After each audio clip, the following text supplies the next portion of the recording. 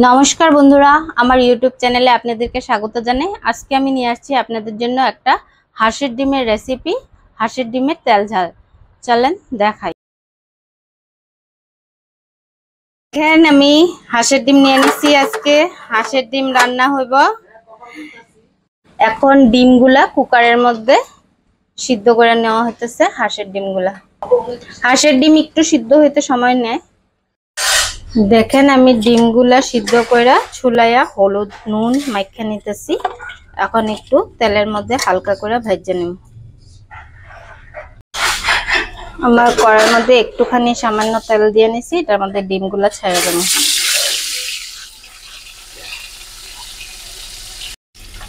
ডিমগুলা ভাজা হইতে হইতে আমি এদিকে মশলাটা রেডি করে নিই।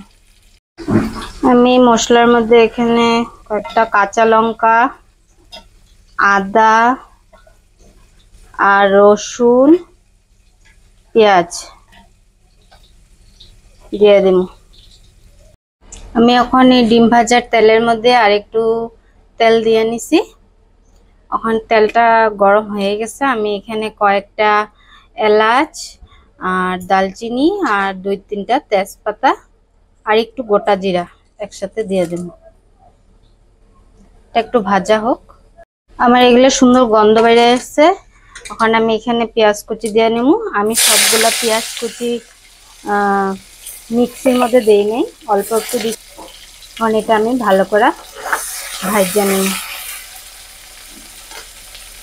এখানে আমার পেঁয়াজগুলো এখন খুব সুন্দর করে ভাজা হয়ে গেছে, একদম গোল্ডেন ব্রাউন হয়ে গেছে আর খুব সুন্দর একটা গন্ধ চলে আসতেছে। এখন আমি একটা কাশ্মীরি লঙ্কার গুঁড়া একটু দিয়ে নেব তেলের মধ্যে, যাতে কালারটা খুব সুন্দর আসে। দিয়া আমি সাথে সাথেই এই যে মিক্সিতে পেস্ট করে রাখা মশলাটা দিয়ে দিই।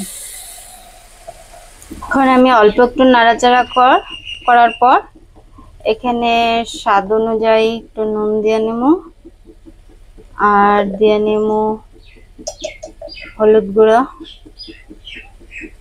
অল্প একটু আর অল্প পরিমাণ জিরা পাউডার আর অল্প পরিমাণ ধনিয়া পাউডার। আর ধনিয়াটা একটু গোটা হয়ে গেছে। এখন অল্প একটু ভাজা হওয়ার পর আমি এখানে অল্প একটা মিডিয়াম সাইজের টমেটো কাটটা দিয়ে দিলাম। এটা ভালো করে আমার মশলাটা দেখেন এখন ভালো করে ভাজা হয়ে গেছে। আমি এখন একটু এখানে মিট মশলা দেব। আপনারা বলবেন যে ডিমের মধ্যে আবার কেউ মিট মশলা দেয়, কিন্তু দিয়া দেখবেন, একটু সামান্য একটু দিয়া দেখবেন, খুব ভালো হয় সেন্টটা।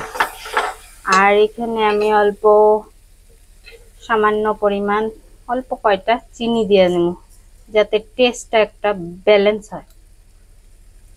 এখন আমি মশলাটার মধ্যে জল দিয়ে নেব,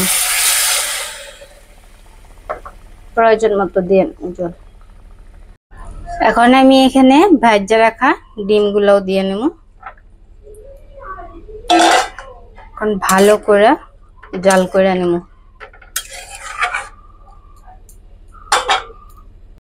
দেখেন আমি ডিমের ঝোলটা খুব সুন্দর করে ভালো করে জাল করে নিছি। এখন আমি এখানে পাউডার গরম মশলা দিয়ে নিতেছি। খুব সুন্দর একটা গন্ধ আসতেছে, খাইতেও কিন্তু অসাধারণ হয়। আর আমার এতটুকু গ্রেভি রাখতে হইব, আমি নামাই। দেখেন হাঁসের ডিমগুলো এখন আমি প্লেটের মধ্যে বাইরে নিছি। হাঁসের ডিমের তেল ঝাল রেডি। কি সুন্দর হয়েছে, খাইতেও কিন্তু অসাধারণ। আপনারা এইভাবে বাড়িতে ট্রাই করবেন। অবশ্যই আমার একটু কমেন্টে জানাবেন কিরকম হয়েছে, ভালো হয়েছে না খারাপ হয়েছে, তাহলে আমি জানতে পারবো। আর একটা লাইক করবেন যদি ভিডিওটা ভালো লাগে থাকে, আর চ্যানেলটাকে সাবস্ক্রাইব